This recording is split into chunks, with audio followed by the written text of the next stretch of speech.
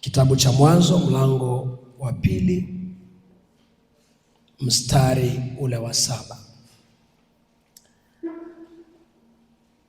Somo letu ambalo tunaanza leo, ayamkini nitafundisha Jumapili 3-4.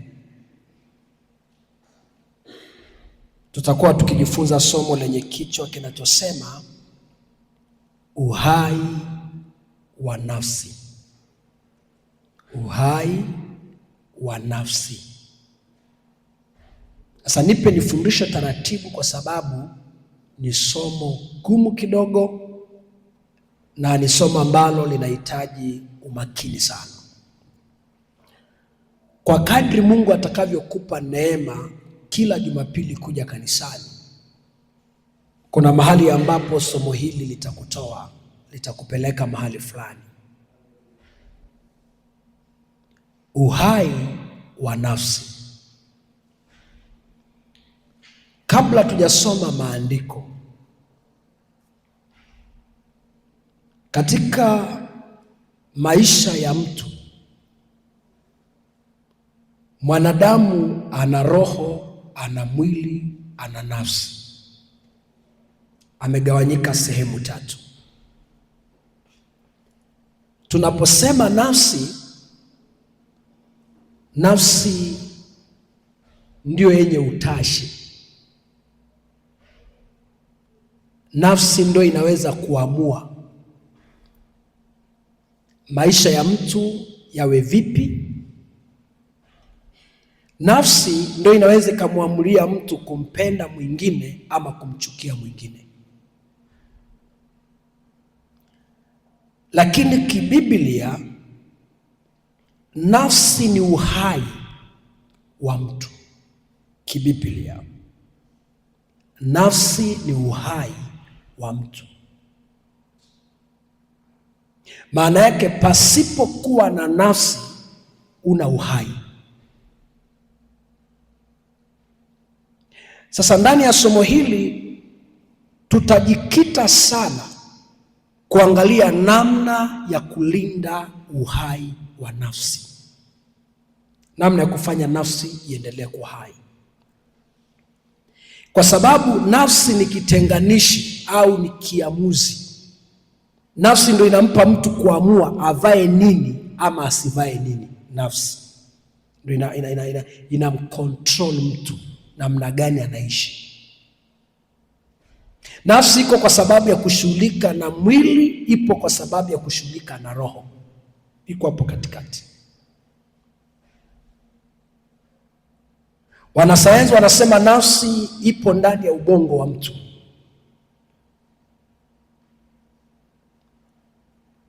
Sasa tunaposema uhai wa nafsi, kwa nini tunataka nafsi iwe hai?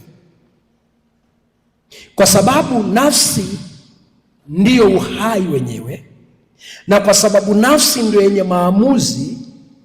Nafsi ikiumia, maisha ya mtu imeumia. Nafsi ikipata shida, mtu amepata shida. Nafsi ikipata majeraha, maisha ya mtu yamepata majeraha. Nafsi ndio imepewa uwezo wa kutafsiri, wa kufikiri na wa kuamua. Nafsi ya mtu ikipata shida juu ya mtu mwingine, unaweza ukamfikiri mwenzako mabaya, lakini sivyo alivyo. Nafsi ndio inapataga shida. Nafsi ni rahisi kuhukumu sana, wakati mwingine pasipo kufikiri kila anachokihukumu.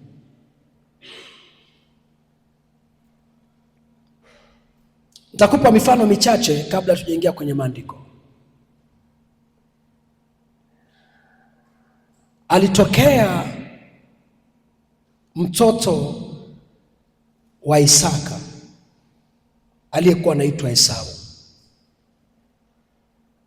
Ukisoma kwenye kitabu cha Mwanzo sura 27 utapata habari hiyo. Akaenda kuoa binti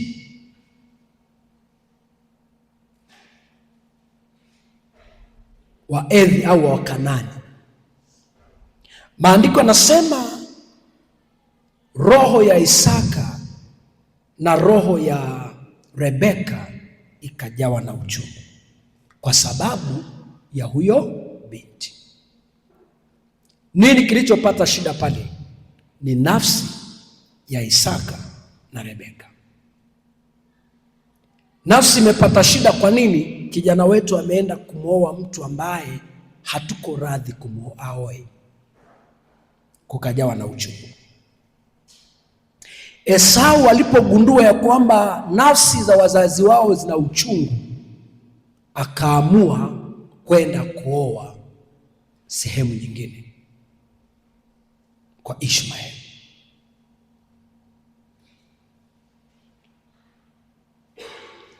Lakini hapo hapo ukisoma kwenye Mwanzo sura 27, baada ya Esau kudanganywa na Yakobo au Yakobo kumdanganya baba yake, tunazungumza nafsi. Maandiko yanasema Esau alipokuja akasikia kwamba Yakobo amechukua baraka zake, anasema toka wakati huo uchungu kajaa ndani ya nafsi ya Esau. Esau akaanza kutengeneza sura ya kulipiza kisasi. Nafsi imepata shida. Esau akasema siku za kuomboleza kwa baba yangu zikiisha, nitamuua Yakobo. Rebeka aliposikia akamuita Yakobo akamwambia toroka, kwa sababu ndugu yako amesema siku za kumwombolezea baba yake zikiisha atakuua. Nini kilichotokea? Nafsi ya Esau ilipata shida kwa kila ambacho ndugu yake amemtendea. Nazungumza habari ya nafsi, uhai. Na kwa nini tunahitaji nafsi iendelee kuwa hai? Kwa sababu nafsi tumesema ndiyo kiamuzi. Ndani yake ndiko kuna kufikiri, ndiko kuna kutenda. Mwanzo sura ya 2 mstari wa 7. Bwana Mungu akamfanya mtu kwa mavumbi ya ardhi, akampulizia pumzi ya uhai,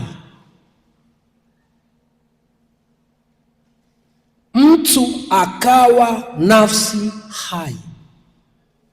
Tuende vizuri kabisa.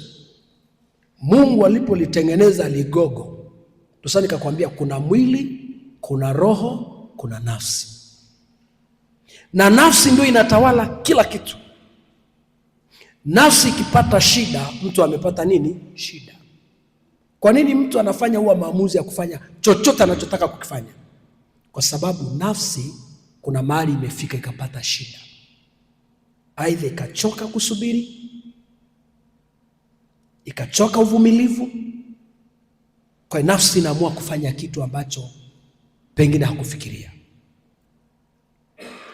Sasa anasema Bwana Mungu alipomfanya mtu, ili libodi, ili limwili, kwa mavumbi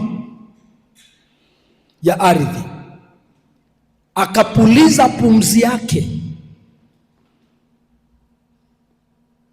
ndani ya mtu. Anaposema akapuliza pumzi ya uhai, kwa hiyo huyu mtu pasipo pumzi ya uhai hawezi kuwa hai. So kinachorudi wa mbele za Mungu baada ya mtu kufa ni pumzi ya uhai. Si kama mnaelewa vizuri? Mwili unaachwa alafu pumzi ya uhai inaondoka. Okay. Baada ya kupuliziwa pumzi ya uhai, anasema mtu, yani ili limwili sasa ndio linaitwa mtu.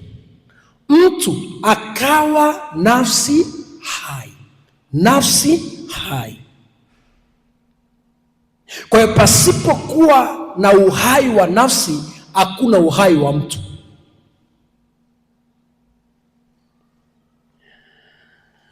Kwa nini tunahitaji kulinda nafsi iwe hai? Nafsi ni kitu kinachowindwa na adui wakati wote. Kitabu kile cha Methali ni somo gumu kidogo kanisa, lakini mtalielewa tu. Kitabu kile cha Methali mlango wa 6 na mlango wa 6 na mstari 26, alafu tutaenda chini kidogo. Anasema, maana kwa malaya mtu hutiwa katika hali ya kuhitaji kipande cha mkate, na kahaba humwinda mtu ainase nafsi yake iliyo ya thamani.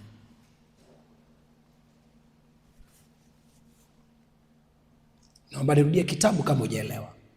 Methali mlango wa 6 mstari wa 26.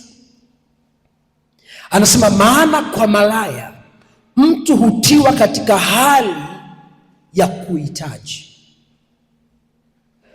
kipande cha mkate, na kwa kahaba na kahaba humwinda mtu. Yaani kazi ya kahaba anapokuinda si tu kwa sababu ya ukahaba. Kuna kitu anachokitafuta, sio kwa sababu ya mapenzi. Kuna kitu anachokitafuta kinaitwa nafsi, kwamba akisha kamata nafsi amekamata pesa yako, akisha kamata nafsi amekamata maisha yako yote.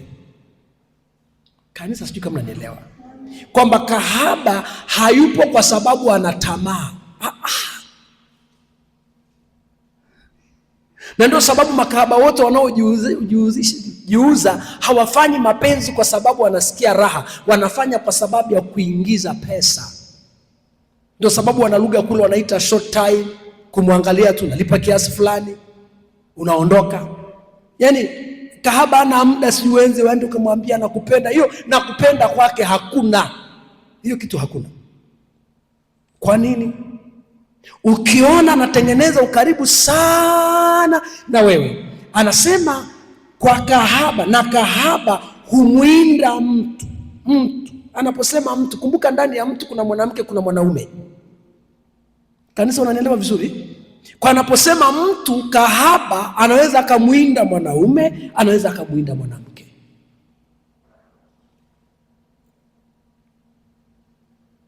Lengo la kahaba kumwinda ni nini? Anasema ili apate. Lengo lake kumwinda mtu ainase nafsi yake iliyo ya thamani. Nafsi, kwamba ikikamatwa nafsi ya mwanaume imekamatwa shilingi yake, kwa sababu kila siku atakuwa anamfikiri yule mwanamke, alafu anapeleka nini? Pesa. Wala ambao wamewahi kuangalia viigizo, kama si kweli basi umeangalia viigizo vile vya kiganga, wanavyoigiza vile wanawake wanavyoenda kwa mganga kumkamata mwanaume. Hawakamatagi mwili, wanakamataga akili, kwa sababu nafsi iko ndani ya akili. Mtu akikamatwa nafsi, amekamatwa akili. Ndio sababu utasikia wanaenda pale, tunamkamata akili yake, tunamfanya zuzu, tunamfanya zezeta, kila nitakachosema ndio. Kwa hiyo nafsi ni kitu cha thamani sana. Kwa hiyo kazi ya kahaba anapotengeneza mahusiano na mtu, lengo lake ni kuikamata nafsi. Akisha ikamata nafsi, amekamata fedha ya yule mtu. Kwa hiyo tunapomwombea huwa mtu, mara nyingi aliyekamatwa na kahaba, aliyehama nyumba yake, tunapomwombea mara nyingi hatukemei pepo la ukahaba, tuna deal kuikomboa nafsi yake iliyokamatwa. Nataka tu nikusaidie kuikomboa nafsi yake iliyofanya nini? Iliyokamatwa. Huwa nafsi ndio inasemeshwa.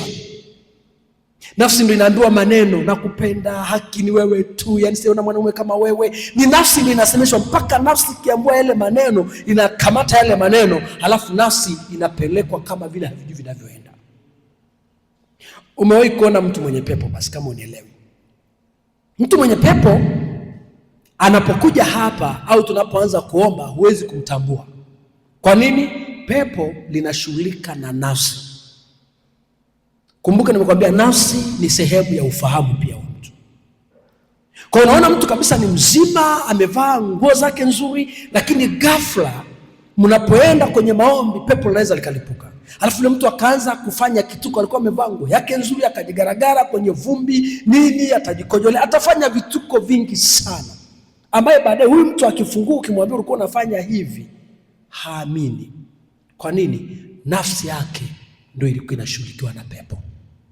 Ilikamatwa nafsi ambayo ni sehemu ya nini? Ya ufahamu. Ndio sababu ingekuwa pepo anakamata mwili, huwa tungemtandika mwili, lakini anakamata nafsi. Ndio sababu kuna wengine mapepo yanaondoka, lakini bado wanabaki kwenye maruerue. Tunachofanya, tunajaribu kumkomboa nafsi, kwamba ile nafsi yake irudi. Sijui kama kanisa unanielewa. Kwa hiyo tunailinda nafsi ili iendelee kuwa hai, kwa sababu nafsi ikinaswa, imenaswa kitu cha thamani. Mstari wa 32 anasema, mtu azinie na mwanamke hana akili kabisa. Maana yake hana ufahamu. Naomba nirudie. Mtu azinie na mwanamke hana akili kabisa. Kwa nini hana akili? Anasema hafanya jambo litakalomwangamiza nafsi yake, sio litakalompeleka jehanamu.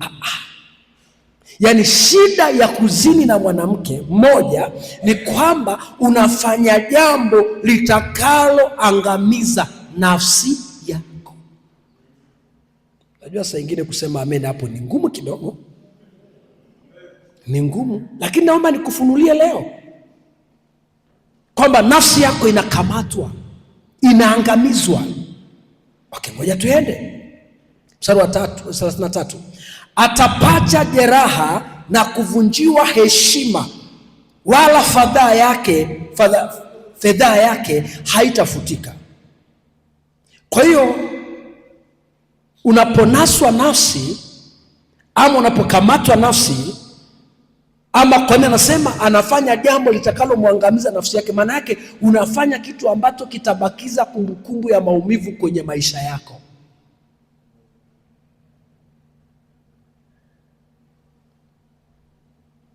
Sio kama ninachozungumza. Sasa ili nafsi hii ambaye ni ya thamani, especially hapa anazungumza kwa wanaume, kwamba kuzini na mwanamke ni kufanya jambo litakaloangamiza nafsi yako, inaangamiza maisha yako, kwa sababu nafsi yako ni ya thamani, so inatafutwa hiyo nafsi iangamizwe. Ngoja nitoke hapo, usikasirike sana. Zaburi 63. Nataka tuweke msingi, alafu tuone namna ya kulinda nafsi. Kitabu cha Zaburi mlango wa 63. Mlango wa 63. Rima shakata ya Mosaya. Mstari ule wa kwanza anasema, Mungu wangu, Mungu wangu, nitakutafuta mapema, nafsi yangu inakuonea kiu, mwili wangu inakuonea shauku katika nchi kame. Naomba nirudie. Mungu wangu, nitakutafuta mapema, Kwa nini amtafute Mungu mapema? Anasema kwa sababu nafsi yangu inakuonea kiu. Huwa nafsi ndo inaona kiu ya kimungu. Nafsi ikipoteza uhai, maana yake imepoteza kiu ya kimungu. Anasema nafsi yangu inakuonea kiu. Mtu akipata shida kwenye nafsi, hata ukimwambia swala la ibada haimpi shida. Kwa nini? Nafsi imeshapata shida. Okay. Kuna kitu kinachoitwa dhamira. Kama Kiswahili itatupa shida sawa. Dhamira ikifa, mtu anaweza akafanya chochote kwenye maisha yake. Dhamira ndio imebeba aibu ya kutokufanya jambo ambalo hastahili kulifanya. Lakini mtu ambaye dhamira yake imekufa anaweza akafanya chochote.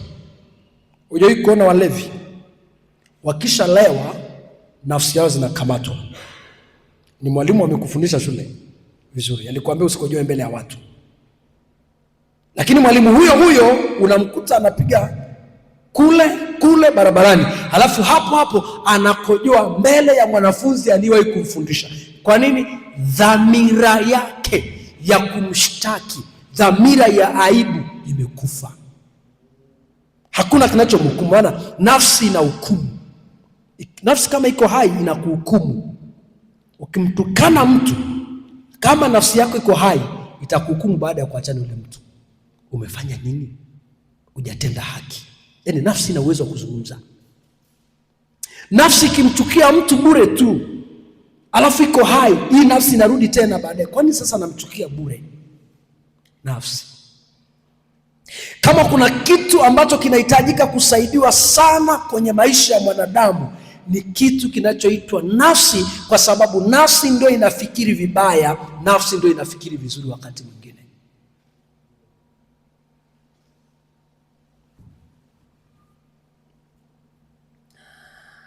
Kwa anasema itakutafuta mapema, nafsi yangu inakuonea kiu. Lakini anasema na mwili wangu unakuonea shauku. Kwa kuna vitu viwili pale, kuna mwili alafu kuna nafsi. Unaweza ukateremka mwenyewe ukasoma mpaka ule mstari wa 5 utakutana hicho kitu. Anasema nafsi yangu itakaa kama kushiba mafuta na vinono kinywani. Nafsi ina uwezo wa kushiba. Nafsi ina uwezo wa kuona njaa.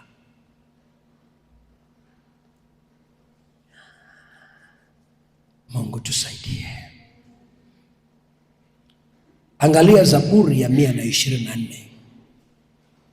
Zaburi ya 124. Tunataka tuweke msingi kwa leo.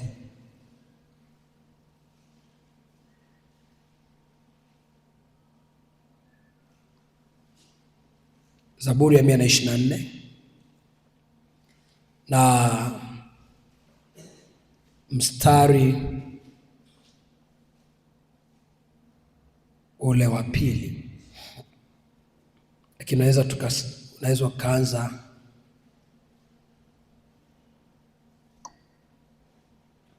kaandika mstari wa 2, lakini naomba niende mstari wa 7. Nafsi yetu imeokoka kama ndege katika mtego wa uwindaji. Kumbe nafsi inawindwa. Nafsi inafanya nini? Inawindwa. Kuna roho ambazo kazi yake ni kuinda nafsi ya mtu. Sasa mwandishi anaandika, anasema nafsi yetu au nafsi zetu imeokoka kama ndege katika mtego wa uwindaji.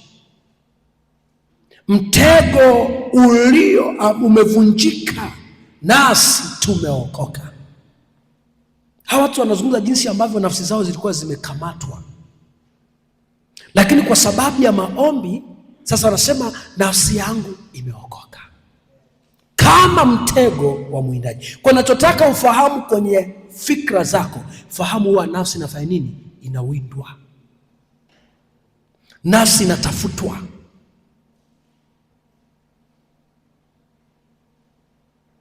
Mungu tusaidie. Sasa hebu tuangalie ni jinsi gani tunavyoweza kulinda uhai wa nafsi. Tunataka tuone sasa namna gani tunaweza kulinda uhai wa nini? Wa nafsi, ili nafsi, uhai wa nafsi uendelee kuwa hai. Angalia Zaburi ya 42. Tutaenda tunautaona Zaburi sura ya 42. 42. Sio na haraka sana. Mstari ule wa 5. Lakini kabla wa 5 naomba nianze mstari wa kwanza. Anasema kama ayala aonavyo shauku mito ya maji, hivyo hivyo nafsi yangu ya kuonea shauku, e Bwana. Yaani nafsi ni kitu kinachoweza kuona. Ndio sasa tukasema ndani ya nafsi ndiko kuna ufahamu, kufikiri, kugusa, kunusa, kufanya kila kitu iko ndani ya nafsi. Sasa anasema kama ayala aonavyo shauku mito ya maji, hivyo nafsi yangu inakuonea nini? Shauku. Okay. Mstari ule wa 5 nataka tuone. Anasema nafsi yangu kwa nini kuinama na kufadhaika ndani yangu? Umtumaini Mungu, kwa maana nitakuja. Sijui kama unaona lugha zinazozungumzwa hapa, kwamba kumbe unaweza ukazungumza na nafsi yako. Umeelewa vizuri? Nafsi inakata tamaa, nafsi inavunjika, nafsi inapoteza matumaini, lakini kumbe nafsi unaweza ukaizungumzia. Nafsi na masikio, inasikia. Angalia mstari wa 5. Ni mtu anazungumza na nafsi yake, anasema nafsi yangu. Kwa hiyo ni mtu anazungumzia nafsi yake kwa jinsi ambavyo anaona nafsi yake imekata tamaa. So anasema nafsi yangu kwa nini kuinama? Kwa namba 1 nimeandika kwa uandishi. Namba 1, ili kuilinda nafsi yako, hakikisha nafsi yako hainami. Usikubali nafsi yako ikainama. Ukishaona nafsi yako imeinama, tafuta namna ya kuinua hiyo nafsi.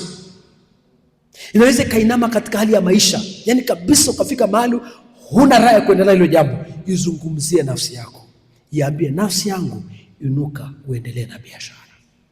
Nafsi yangu inuka uendelee na mipango uliyokuwa nayo. Maana nafsi imefika maana sema sifugi tena. Fika tu mahali pa kuiambia nafsi yangu inuka, fuga tena, kwa sababu kuna siku utapata faida. Ninazungumza namna ya kuzungumza na nafsi. Nafsi inahitaji kuzungumziwa, inahitaji kusemeshwa. Unapoona mafadhaiko, unahitaji kuiambia nafsi acha mafadhaiko. So anasema kwamba, narudia mara nyingi uelewe, mstari wa 5, nafsi yangu kwa nini kuinama? Unafahamu maana ya kuinama? Ni kupoteza matumaini, ni kuona huna furaha tena ya hilo jambo, hata ukiambiwa kitu utake kukifanya. So huyu ndugu anaizungumzia nafsi yake. Kuna mahali nafsi yake imefika mahali haisikii, haitaki kusikia lolote, lakini akafika mahali akapata ufahamu, akajua nafsi yangu imepata shida, imeinama, imemkataa Mungu. Ndio sasa nasema nafsi yangu kwa nini kuinama na kufadhaika ndani yangu? Mtumaini Mungu, kwa maana nitakuja. Sikiza, huyu ni mtu anamwambia nafsi yake, nafsi yangu mtumaini Mungu. Anaiambia nafsi yake mtumaini Mungu, hata kama kuna magumu na mazito nayapitia, lakini nafsi yangu endelea kumtumaini Mungu. Nafsi inahitaji kusemeshwa ili uhai wake uendelee kukaa. Kanisa, sijui kama ameelewa. Unapoona unafika mahali unataka give up, sio wewe, ni nafsi yako. So unahitaji kuizungumzia nafsi yako, kuirudishia nafsi maneno ya matumaini, sio kuikatisha nafsi yako tamaa. Unahitajika kuinuka na kuirudishia nafsi yako maneno ya matumaini, kwamba nafsi yangu simama, tuendelee, maana tutafika. Nafsi yangu simama, tuendelee, usiwaangalie watu wanaokucheka. Nafsi yangu tuendelee. Unahitajika kuisemesha nafsi kila wakati, kila wakati.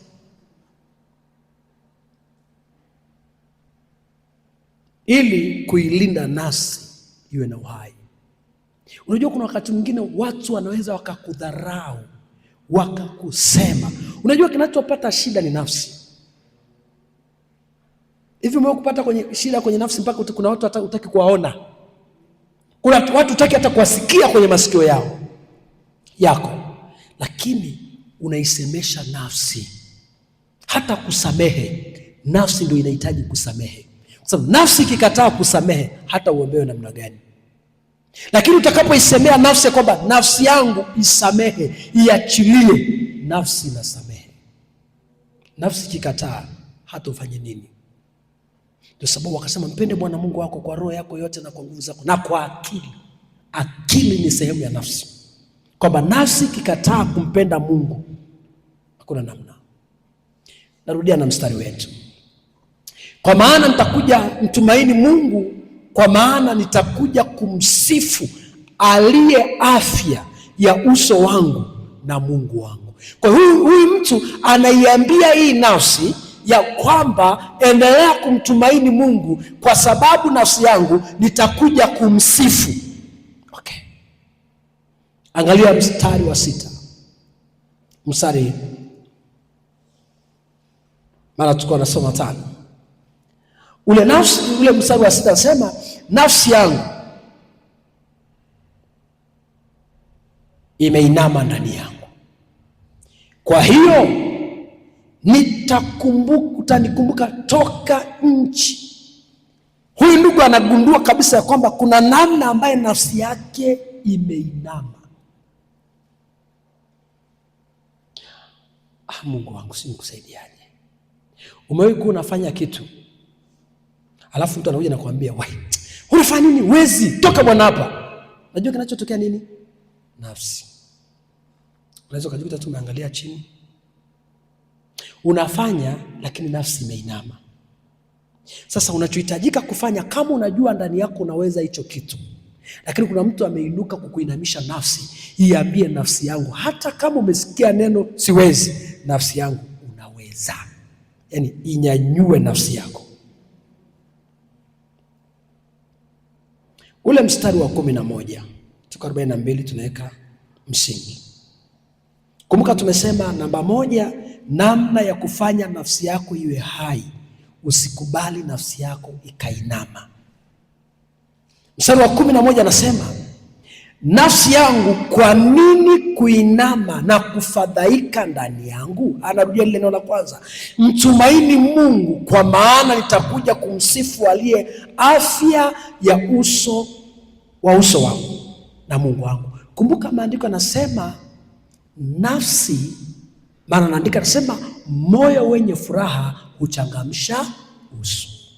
Kwa lugha nyingine, nafsi yenye furaha inaonekana usoni. Nafsi ambayo ina furaha dalili yake ni usoni.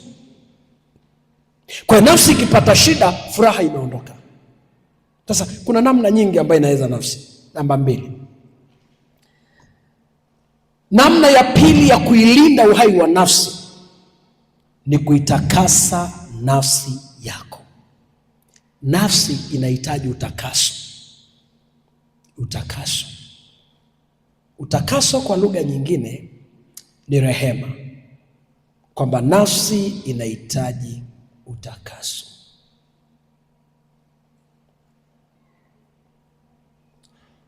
Wathesalonike wa kwanza mlango wa 5. My God, my Lord. Rabo shakata ya masika. Wathesalonike wa kwanza mlango wa 5 mstari wa 23. Maandiko yanasema,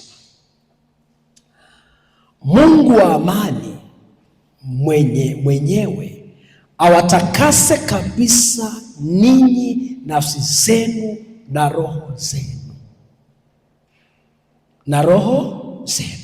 na miili yenu. Sasa nikakwambia kuna tofauti ya nafsi na mwili. Narudia, Mungu wa amani mwenyewe awatakase kabisa ninyi nafsi zenu na roho zenu na miili yenu, muhifadhiwe muwe kamili bila lawama wakati wa kuja kwake Bwana wetu Yesu Kristo. Kwamba uhai wa nafsi ni utakaso wa nafsi, kwamba ili nafsi iendelee kuwa hai inahitaji utakaso mara nyingi, na hakuna kinachoweza kutakasa nafsi ya mtu. Kwa nini nafsi itakaswe? Moja, nafsi inatakaswa ili isiwaze mabaya mahali ambapo hapastahili kuwaza mabaya. Nafsi inatakaswa ili iendelee kuwa na uhusiano na Mungu. Tutaonana Jumapili. Amen.